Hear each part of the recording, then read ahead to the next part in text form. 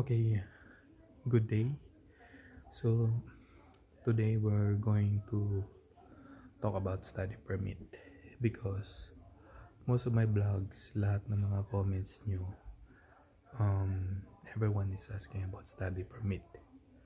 But, to tell you frankly, I really don't have any idea about study permit kasi AIPP ako dumating dito. So, I made a little bit of research about study permit. So, yung source ko dito is www.canada.ca. Okay?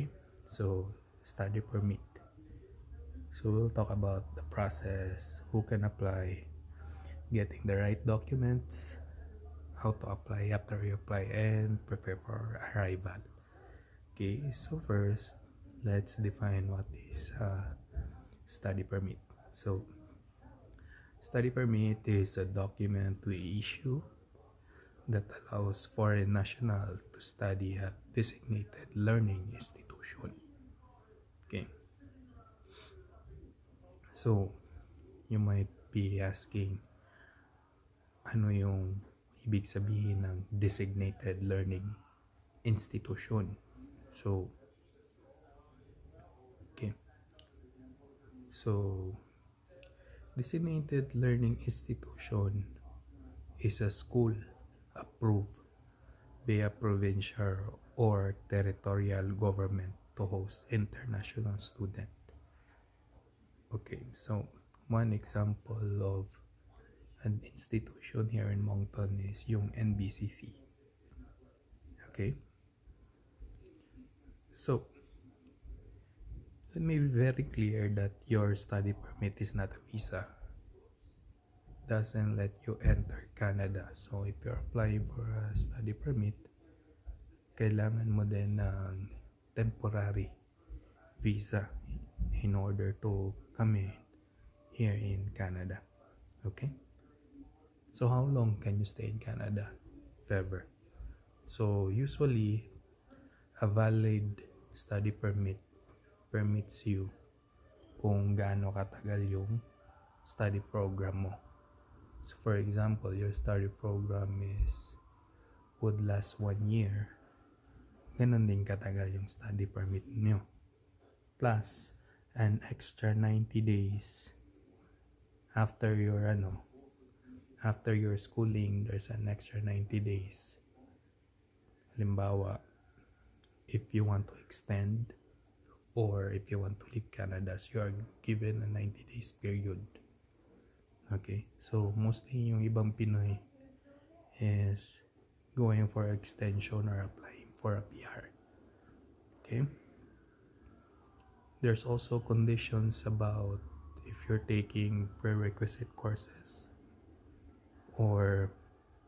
and if you finish your studies after your study permit requires, or if you finish your studies before your study permit expires. Mayroong mga conditions din na ganun. Okay. Sorry for my voice. Okay.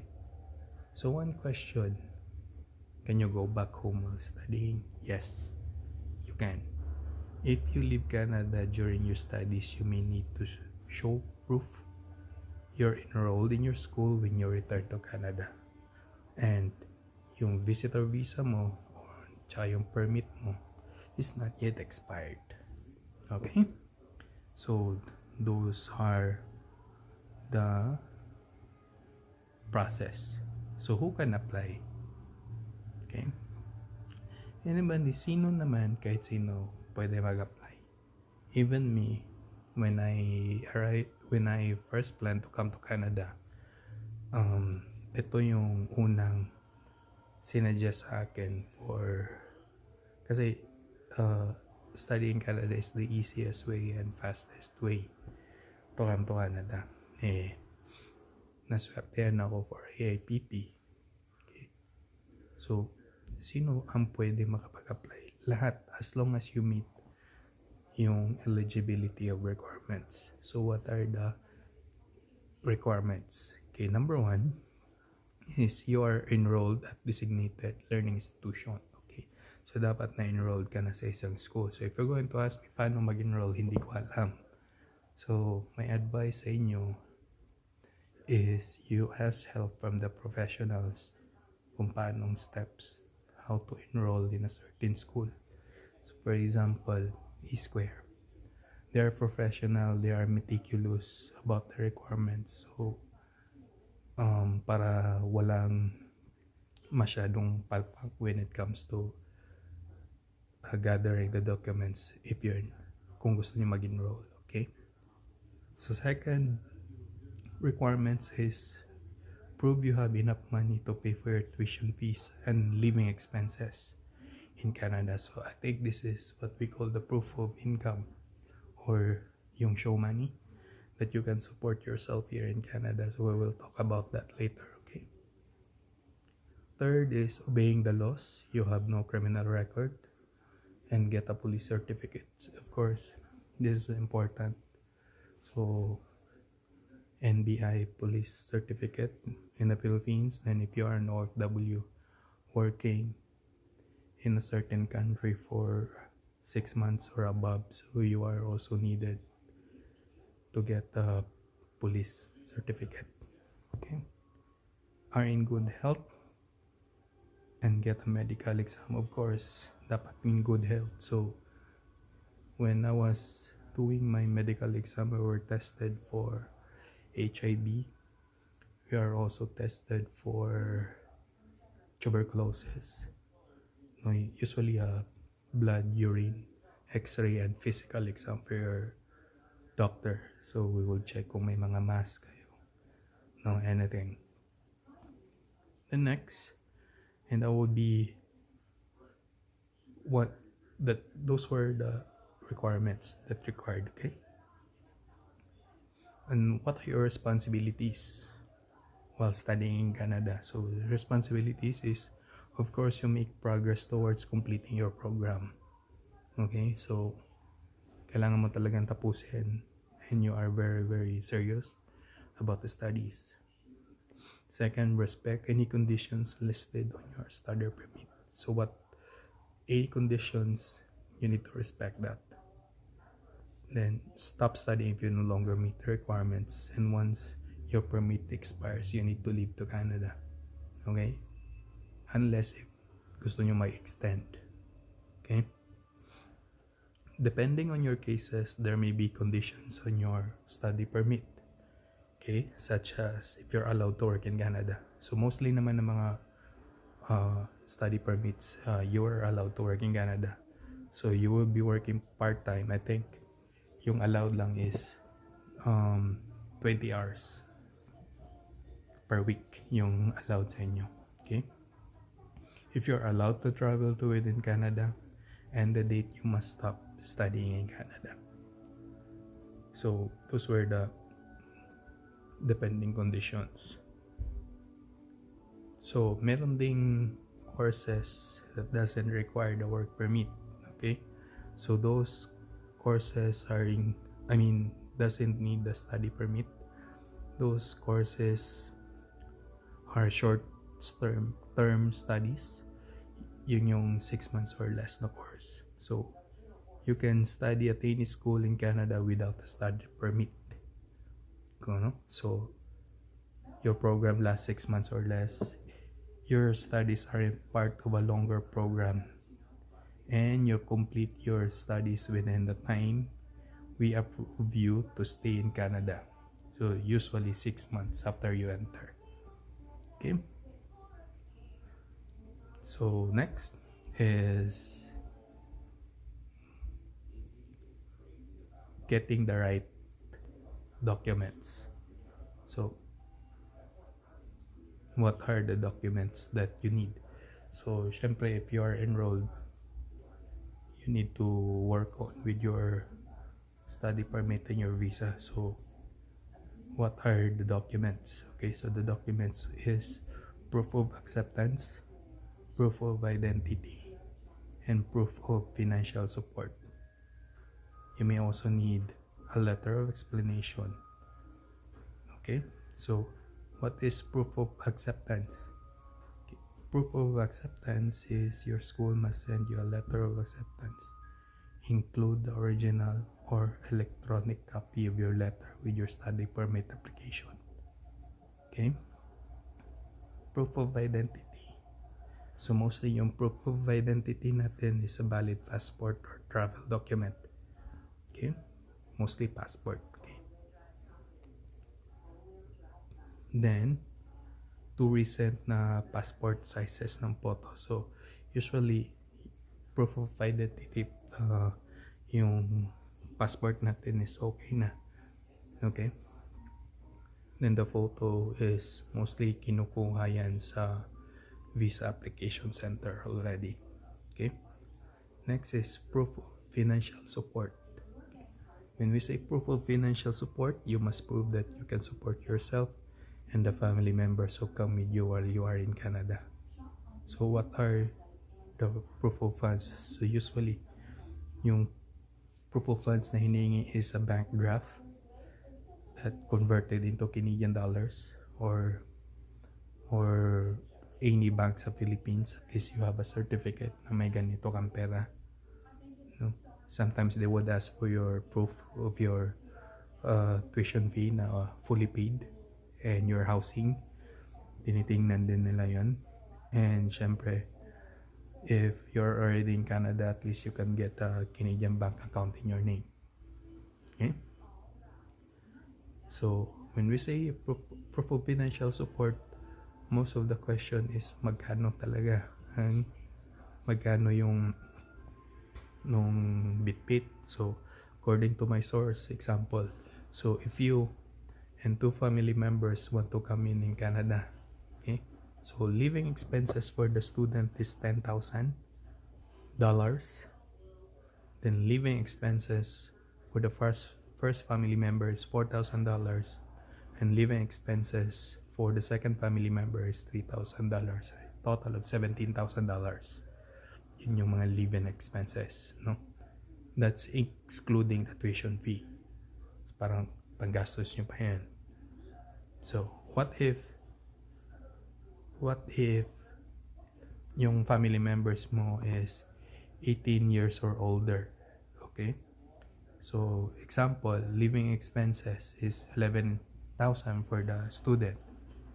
Yung first family member na over 18 is 5,100. Then living expenses for the second family member is 5,125. So, a total of 21,225 Canadian dollars. No, so medyo mahal siya. It's because you come here in Canada as students. So,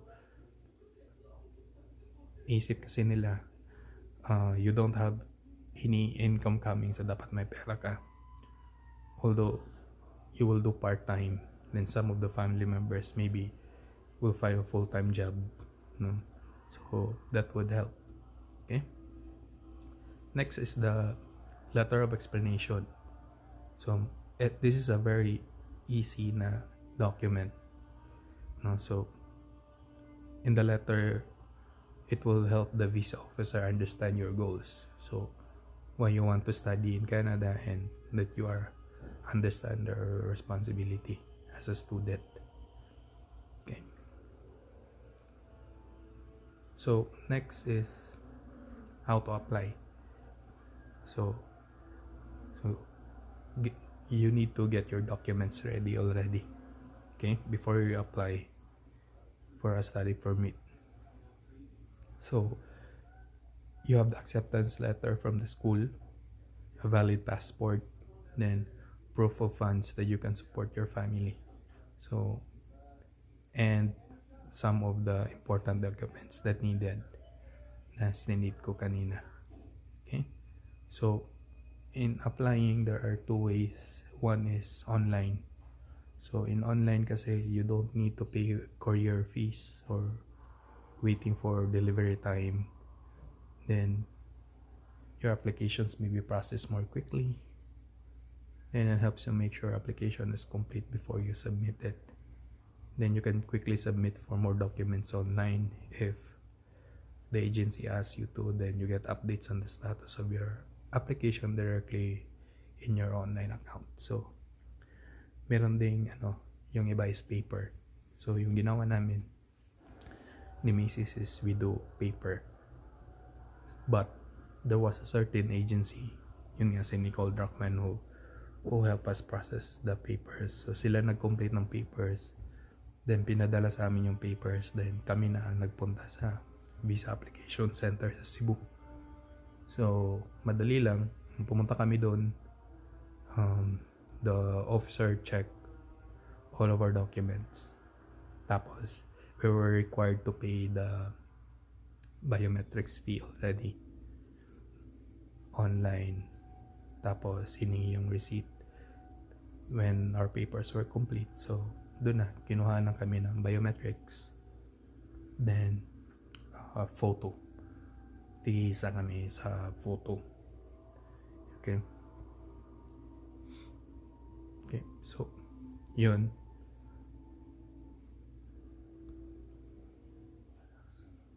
Then after the biometrics and the photo, we were giving a tracking number. So yung tracking number is binigay sa amin just to check on the progress of our application. Then nagte-text din sila kung ano yung progress ng visa application namin. So nalaman lang namin na na-approve na because I received a text claiming that meron ng decision. So at that time we're in Davao, so my wife flew in to Cebu to get the result. So once na-approve na kayo, you will be ibibigay sa inyo yung passport with the visa already attached to it. That's it. Yung sa amin is the work permit, but since we're talking about study, so you'll get your study visa or your travel. Then yung work permit nyo is you will be given a certain letter na bibigay nyo sa immigration officer doon sa airport. So once you will be given na bibigyan nyo yun sa kanya, so once na-receive na niya, that's the time that they will print your ang tawag dito, study permit. Okay, as I've said, you will get your study permit at the port of entry when you arrive in Canada, or okay, so yun yung process. Okay, so next you will prepare for your arrival. So syempre you have your visa attached to your passport, then the letter for the immigration officer in the airports. Okay, so mas mabuti that you are prepared. So before you arrive, at least you will read the pre-departure guide or tips and information about student life in Canada. Okay, so when you arrive in Canada, you'll meet the border services officer. The officer will ask to see your passport, ask a few questions, and make sure you meet the requirements to enter the Canada. Okay, so yun nga, the documents that you need is passport, letter of introduction, yung visa office na binigay sa inyo. This letter has your permit reference number which we use to issue your study permit. So doon yun ipiprint ng services officer. A copy of valid letter of acceptance from your school, proof that you have enough money to support yourself, letter of reference or any other documents, and of course your temporary residence visa. Okay,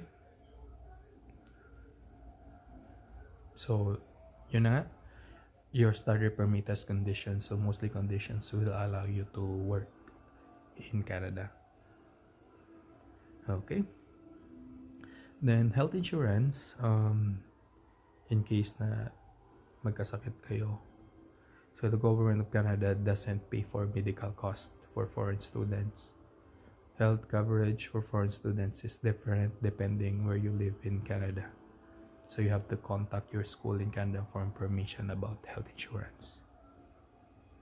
Okay, so think that's it for my research about study permit. Pasensya na kayo sa boses ko. And hope nakatulong ako. So for those inspiring individuals who want to come to Canada. Okay, so hold on to your dream.